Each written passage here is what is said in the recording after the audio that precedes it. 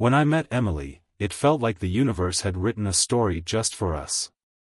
I was 27, a software developer steadily rising in my company, and she was 25, a photographer with a passion for capturing life's fleeting moments. Her laugh could light up the dimmest room, and her energy was utterly magnetic. We met at a mutual friend's rooftop party in Portland, Oregon. She introduced herself with a mischievous grin and a glass of sangria in her hand. That evening, I found myself drawn to her in a way I hadn't felt before. There was an effortless confidence about her, a spark of brilliance in her conversation, and a warmth that made her feel both familiar and exciting. By the end of the night, I was hooked. Within weeks, we were inseparable. Emily was everything I had ever dreamed of in a partner: creative, kind, and deeply empathetic. She believed in me more than I believed in myself, encouraging me to take chances and follow my dreams. We spent countless nights in her tiny studio apartment talking about the future. She'd describe her dream of opening her own gallery, and I'd talk about the house I wanted to build, one with a backyard for weekend barbecues and an office where I could finally write my own code, free from corporate deadlines. 2 years later, I proposed to her during a spring picnic by the Columbia River Gorge. I was so nervous my voice cracked as I asked the question. But Emily didn't hesitate. Her tearful yes echoed through the quiet forest, and in that moment, I felt like the luckiest man in the world. Our wedding was a dreamy celebration at a winery just outside the city. Emily wore a flowing ivory gown, her dark hair pinned with fresh flowers. I could barely keep my composure as I watched her walk down the aisle. Friends and family surrounded us, cheering us on, and it felt like the beginning of a perfect life. But even then, looking back, there were cracks I didn't see, signs of trouble that hid beneath the surface of our happiness.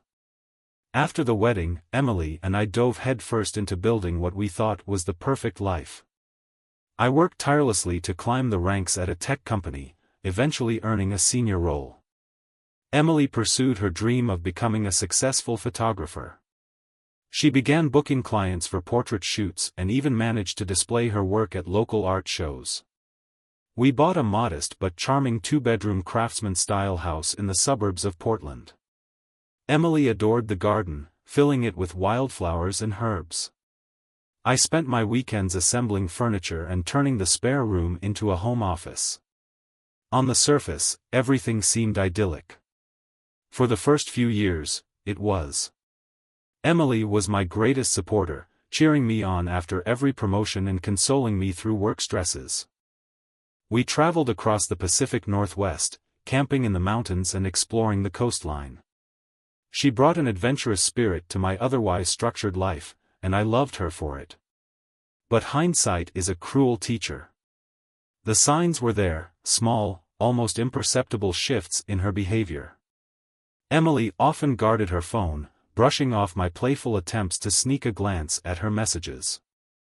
I told myself it was her love for privacy, nothing more. Then there were her new friends. Emily had always been social, but she'd begun spending more time with a particular group from her photography network. Among them was a man named Daniel. I met him once at one of her gallery events. He was charismatic and charming, the kind of guy who could hold a room's attention with ease. Emily assured me they were just friends, and I believed her. Why wouldn't I?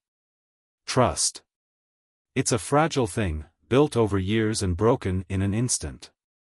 2 weeks after our 4th anniversary, Emily came home late from a client shoot.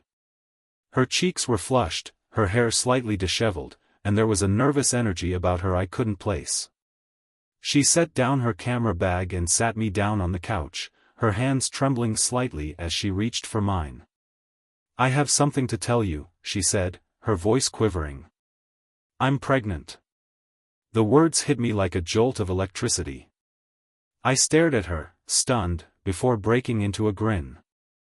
I pulled her into my arms, lifting her off the couch and spinning her around. "You're serious?" I asked, my voice catching with excitement. She nodded, tears streaming down her face. For a moment, it felt like nothing else mattered. Becoming a father was something I'd dreamed of for years, and now it was happening. In the months that followed, we fell into a whirlwind of preparations. We transformed the spare room into a nursery, choosing soft earth tones and decorating the walls with woodland animals. Emily poured herself into planning every detail, from baby clothes to prenatal yoga classes. But even in those moments of joy, there was something I couldn't shake. It was subtle, but Emily seemed more distant at times. She started taking calls late at night, her voice hushed as she paced in the kitchen. When I asked who it was, she'd say it was a friend or a potential client. I didn't push, why would I? She was my wife, and I trusted her. The day our son, Ethan, was born was the happiest of my life. Holding him in my arms, I felt a wave of love unlike anything I'd ever experienced. He had Emily's warm brown eyes and a tiny nose that crinkled when he yawned. In that moment, I made a silent promise, would be the best father I could be. For the first few weeks, life felt perfect. Emily seemed radiant, and Ethan brought a joy into our home that made everything else fade away. But then, during a family dinner, Emily's mother made an offhand comment that planted the first seed of doubt. "He's got Daniel's smile," she said, laughing as she cradled Ethan. The room fell silent. Emily froze, her face going pale. She forced a laugh and brushed it off, saying all babies look alike. But the way she avoided my eyes gnawed at me. That night, as Emily slept beside me, I lay awake staring at the ceiling. The comment replayed in my mind, over and over. I tried to dismiss it, but something deep in my gut told me otherwise. The days following Emily's mother's comment were uneasy. I tried to convince myself it was nothing, but the thought lingered. Every time I looked at Ethan, I couldn't help but scrutinize his features, the curve of his smile, the shape of his eyes. And then there was Emily. She became more withdrawn, her laughter less frequent and her usual warmth dimmed. She spent more time on her phone, stepping into another room to take calls or respond to texts. Whenever I walked in unexpectedly, she'd quickly put her phone away and flash a strained smile. "Who are you always talking to?" I asked one evening, trying to keep my tone light. "Just friends," she said quickly, brushing past me. "You know how busy things have been with work." I wanted to believe her. After all, this was Emily, the woman I had built my life with. But trust, once questioned, becomes fragile. One evening, as Emily gave Ethan his bath, her phone buzzed on the kitchen counter. I glanced at it out of habit. What I saw made my stomach churn. A text preview from D. Read, "I can't stop thinking about last night. Miss you." My hands trembled as I stared at the screen. My heart pounded, a mix of rage and disbelief flooding through me. I wanted to pick up the phone, unlock it, and read everything. But a part of me froze. What if I was wrong? What if it was just a misunderstanding? Emily walked into the kitchen moments later, Ethan wrapped in a towel in her arms. She froze when she saw me standing by her phone, her expression quickly turning defensive. Her eyes darted between me and the device. "What's wrong?" she asked, her voice too casual. I held up the phone. "Who's D?" Her face went pale, but she recovered quickly. "Just a colleague," she said, forcing a laugh. "We've been working on a project together." I didn't believe her, not for a second. But I didn't press, not yet. Instead, I handed her the phone and walked out of the room, my mind racing. If she was lying, I needed proof. The next day, while Emily was out running errands, I did something I never thought I'd do. I unlocked her phone, using the passcode I had memorized long ago. My heart raced as I scrolled through her messages, searching for the thread with D. What I found shattered me. The texts were filled with flirtation, intimate confessions, and references to late-night meetings. One message, in particular, made my blood run cold. "What if he finds out? I'm scared." What if Ethan really isn't his? I read the message over and over, hoping I had misunderstood. But there was no denying the truth. Emily had betrayed me, and there was a very real possibility that Ethan wasn't mine. That evening, after Ethan was asleep, I confronted her. The house was quiet except for the hum of the dishwasher. Emily was sitting on the couch, scrolling through her phone. I sat down across from her, my face giving away everything. She set her phone down slowly, her expression wary. "What's wrong?" she asked, her voice hesitant. "I know about Daniel," I said, my voice colder than I intended. "I saw the texts." Her eyes widened, her mouth opening and closing as if searching for words. "Matt, I can explain." "Explain what?" I snapped, cutting her off. "That you've been lying to me? That you've been sneaking around behind my back? That Ethan might not even be mine?" Tears welled in her eyes as she covered her face with her hands. "It was a mistake," she sobbed. "It only happened a couple of times, and it ended months ago. I didn't mean for it to happen. I love you." Her words felt hollow, like an echo of the promises we had made on our wedding day. "We're getting a paternity test," I said firmly. "I want to know the truth. And if Ethan isn't mine, God help you, Emily." The days leading up to the paternity test were a haze of silence and tension. Emily tried to apologize, but I couldn't bring myself to listen.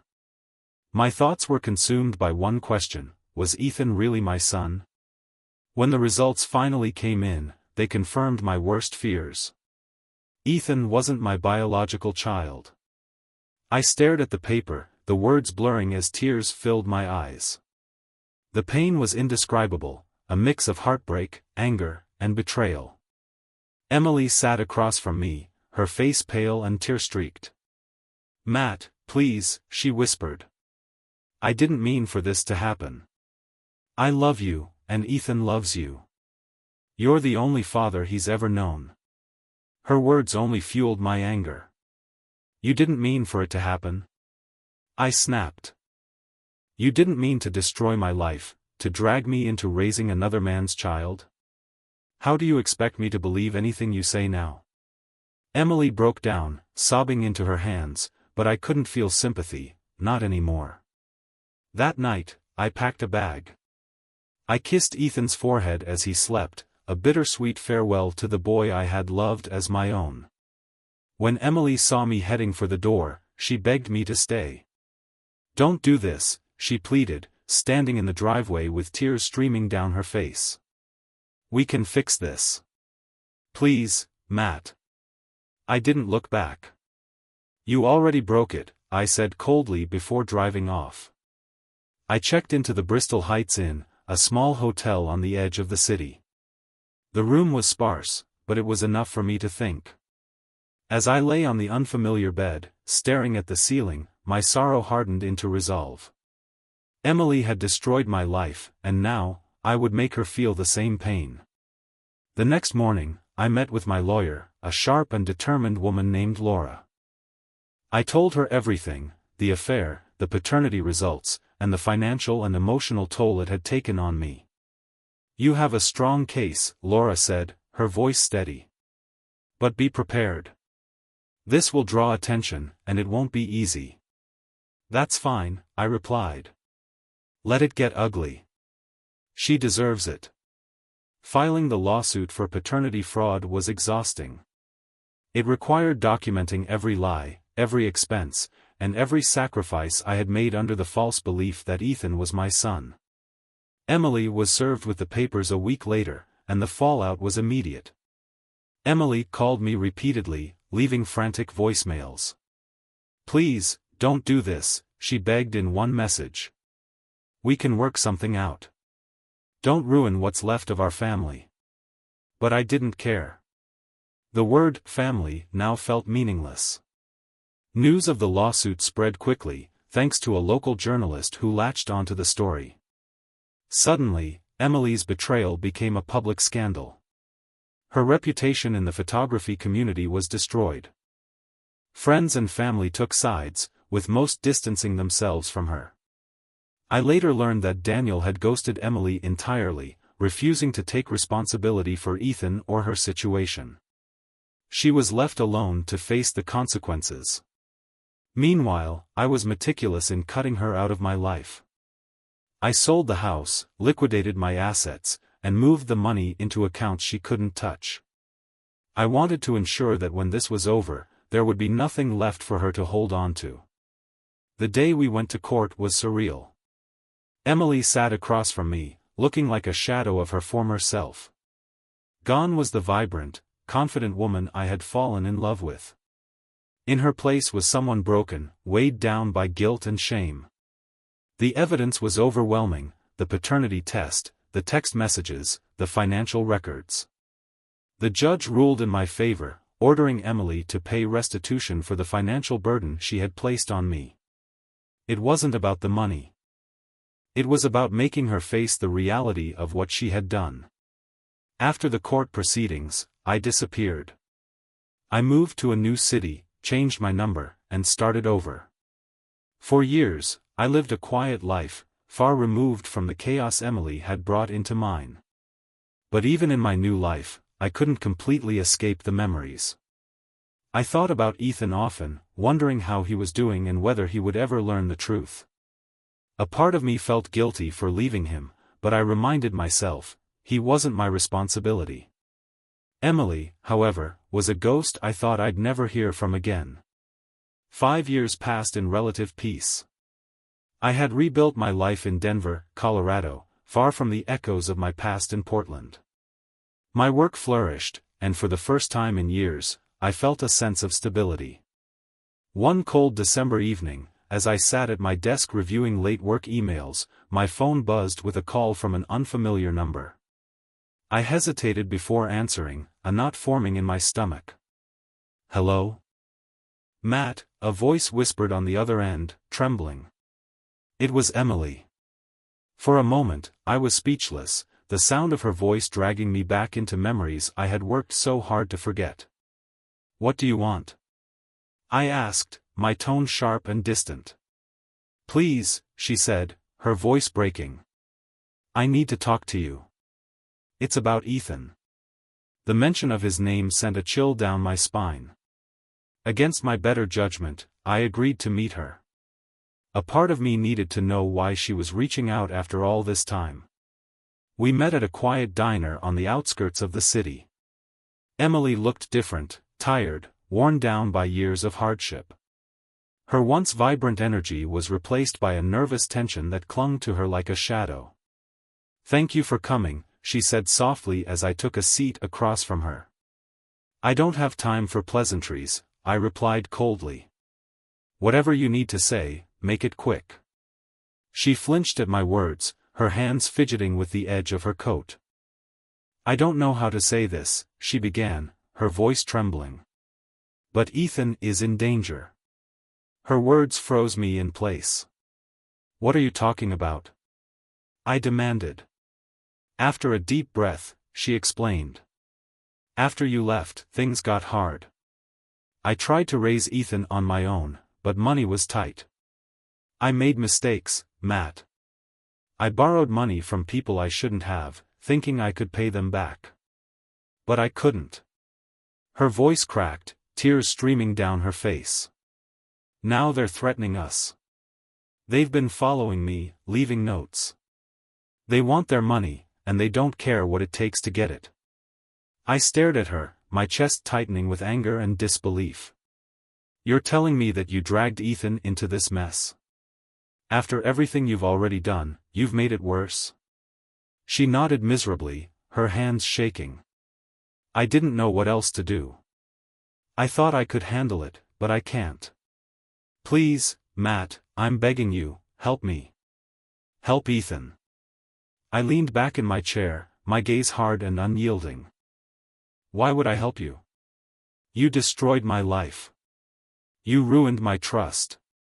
Why should I believe anything you say now?" Her voice broke. "Because Ethan doesn't deserve this. He's just a child, Matt. He didn't ask for any of this. I wanted to walk out, to leave her to deal with the mess she had created. But the image of Ethan, his wide, innocent eyes and small, trusting smile, flashed through my mind. No matter how much I hated Emily, I couldn't ignore the fact that Ethan was caught in the middle of something he didn't choose. "Fine," I said finally, my voice cold. "I'll look into it. But don't mistake this for forgiveness.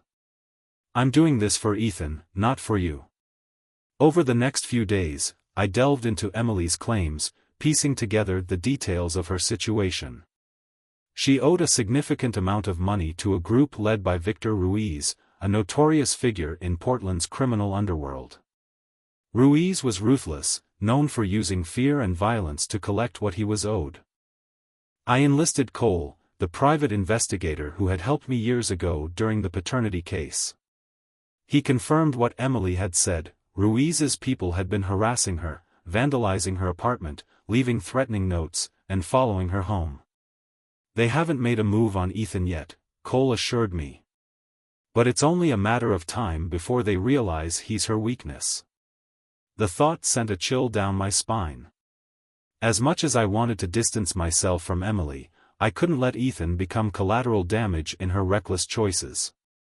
I met Emily again, this time in a park near her apartment. Ethan was with her, his small hand clutching hers tightly. He looked older now, his features sharper, but his innocent smile was unchanged. "Hi," he said shyly when he saw me, his voice barely audible. "Hey, buddy," I replied, crouching down to his level. "You doing okay?" He nodded, though I could sense the unease in his demeanor. "Go play on the swings for a bit," I suggested, pointing to the playground nearby. "I'll be right here." Ethan looked to Emily for permission. When she nodded, he hesitated for a moment before running off. Once he was out of earshot, I turned to Emily. "Here's what's going to happen," I said bluntly. "I've arranged for Ethan to stay with a foster family temporarily. They're good people, vetted, safe. He'll be protected while you figure out how to fix this mess." Emily's face crumpled, her voice rising in panic. "You can't take him away from me. You've already put him in danger," I shot back, my voice like ice. "Do you really think I'm going to stand by and let something happen to him because of your mistakes?" She sank onto the bench, tears streaming down her face. For a moment, I almost felt sorry for her. But then I remembered everything she had done, the lies, the betrayal, and steeled myself. "You have two choices," I continued. "Let Ethan stay with the foster family while you handle your debts, or keep him with you and risk him getting caught in the crossfire. If Ruiz's people come for you, what happens to Ethan then?" Emily looked up at me, desperation etched into every line of her face. "I don't know what to do," she whispered. "Do what's right for Ethan," I said, my tone softening just slightly. "Not for you. For him." After what felt like an eternity, she nodded, her voice trembling. "Okay. I'll do it. Just promise me he'll be safe." I nodded. "I'll make sure he's safe." As Ethan swung higher and higher on the playground, his laughter carried across the park. For a moment, I felt a pang of something, regret, maybe even loss. But I pushed it aside. This wasn't about me. It was about protecting Ethan from the chaos Emily had created. The next week was a whirlwind of activity. With Cole's help, I arranged for Ethan to stay with a foster family, a kind couple named Margaret and Henry. They lived in a quiet neighborhood on the outskirts of Portland, far removed from the danger Emily had brought into his life. Margaret was a retired schoolteacher, and Henry worked as a carpenter. They had raised 2 children of their own and were eager to provide a safe and loving home for Ethan. Emily reluctantly agreed to the arrangement, though the pain in her eyes was clear when I came to pick Ethan up. "Where are we going?" Ethan asked as I buckled him into the car seat. "To stay with some nice people for a little while," I said, forcing a smile. "They have a big yard with a treehouse. I think you'll like it." Ethan nodded, his small face serious as he clutched his stuffed bear tightly. Margaret and Henry welcomed him warmly, showing him the treehouse and a cozy room they had prepared just for him. Watching Ethan settle in brought a strange mix of relief and sadness. He seemed happy, but the weight of what had led to this moment lingered heavily in the air. Meanwhile, Emily began working with a legal aid organization to address her debts. Cole and I stayed in the background, ensuring that Ruiz and his men were being monitored. But Ruiz wasn't someone who let things go easily. One evening, Cole called me with grim news. "Matt, Ruiz's people are starting to sniff around. They've been asking questions about Emily and where Ethan is staying. We need to move quickly." I met Cole at his office, where he had compiled everything we had on Ruiz, his connections, his operations, and his vulnerabilities. "There's only one way to end this," Cole said. "We need to make a deal. Pay off what she owes, get it in writing, and make sure Ruiz knows that Ethan is completely off limits." It wasn't what I wanted to hear. After everything Emily had done, the idea of spending my own money to clean up her mess felt like a bitter pill to swallow. But this wasn't about her. It was about Ethan. "Fine," I said through gritted teeth. "Let's do it." Over the next few days, Cole arranged a meeting with one of Ruiz's intermediaries. The negotiations were tense, and the final sum was far more than I had hoped.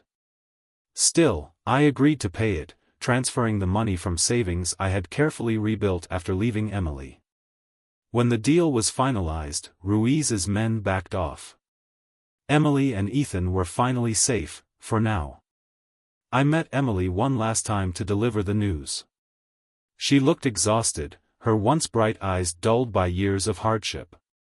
"It's done," I said flatly. "You're safe. Ethan's safe.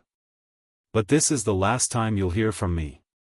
Tears welled in her eyes as she whispered, "Thank you. For everything." "I didn't do this for you," I said, my voice cold. "I did it for Ethan. Don't mistake my actions for forgiveness. This is the end." She nodded silently, and I walked away, leaving her standing in the doorway of her crumbling apartment. Months passed after the arrangement was finalized. Ethan remained with Margaret and Henry, thriving in the stability and love they provided. Emily kept her distance, as promised. I didn't hear from her again, and I was grateful for the quiet. For the first time in years, I felt like I could breathe. My life in Denver became more fulfilling as I poured myself into work and rediscovered parts of myself that had been lost in the chaos of the past. But life, as it often does, had one more twist waiting for me. One evening, as I sat at home reviewing some contracts for work, my phone buzzed with a text from Cole. The message was short and foreboding: "We need to talk. It's about Emily." I called him immediately, my heart sinking. "What's going on?" "It's bad," Cole said grimly. "Ruiz's people didn't take kindly to the deal. They think Emily may have money hidden or connections she's not revealing. They've started harassing her again, escalating. She's in over her head, Matt." "What about Ethan?" I asked, my voice sharp. "He's safe," Cole reassured me. "They don't seem to know where he is, but Emily is spiraling. If she keeps making desperate moves, she could lead them straight to him." My stomach churned. As much as I wanted to wash my hands of Emily entirely, I couldn't risk Ethan's safety. "I'll handle it," I said. 2 days later, I found myself standing outside Emily's apartment building once again. The place looked worse than before: graffiti on the walls, broken windows boarded up with plywood. I knocked, and after a few moments, Emily opened the door. She looked gaunt, her cheeks hollow and her eyes bloodshot. "Matt," she said weakly. "Why are you here?" "Because you're about to make everything worse," I said, stepping inside. The apartment was in shambles, boxes piled high, as if she were preparing to run. "They won't leave me alone," she admitted, her voice trembling. I thought after the deal, you thought wrong, I interrupted, my tone sharp. You don't deal with people like Ruiz and walk away clean. But if you keep running, you'll only make things harder. For yourself, and for Ethan. Her expression crumpled, and she sank onto the couch, tears streaming down her face. I don't know what to do, she whispered. You do nothing, I said firmly. You let me handle it. But after this, we're done for good. Do you understand me? She nodded, her shoulders shaking with silent sobs. With Cole's help, I contacted the intermediary I had dealt with before, demanding another meeting. This time, I didn't come to negotiate. I came to make things clear. Emily had nothing left, and Ethan was untouchable. The meeting was tense, but Ruiz's people eventually backed down. Whether it was because of my persistence or because they realized Emily truly wasn't worth the effort, I didn't care. All that mattered was ensuring Ethan would never be dragged into this mess again. The final time I saw Emily was a few weeks later. She had decided to leave Portland for good, hoping to start over in a new city. I met her outside her apartment as the movers loaded up the last of her things. You'll keep an eye on Ethan, won't you? She asked, her voice small. Ethan is safe where he is, I replied. You should focus on making sure he stays that way. Thank you, she said softly, her eyes filled with regret. For everything. I didn't respond. There was nothing left to say. As I drove away, I thought about Ethan, the boy I had once held in my arms, the boy I had loved as my own. I hoped he would grow up happy and safe, far removed from the mistakes his mother had made. For me, this chapter was finally closed. I had done everything I could to protect him, and now it was time to move on, for good.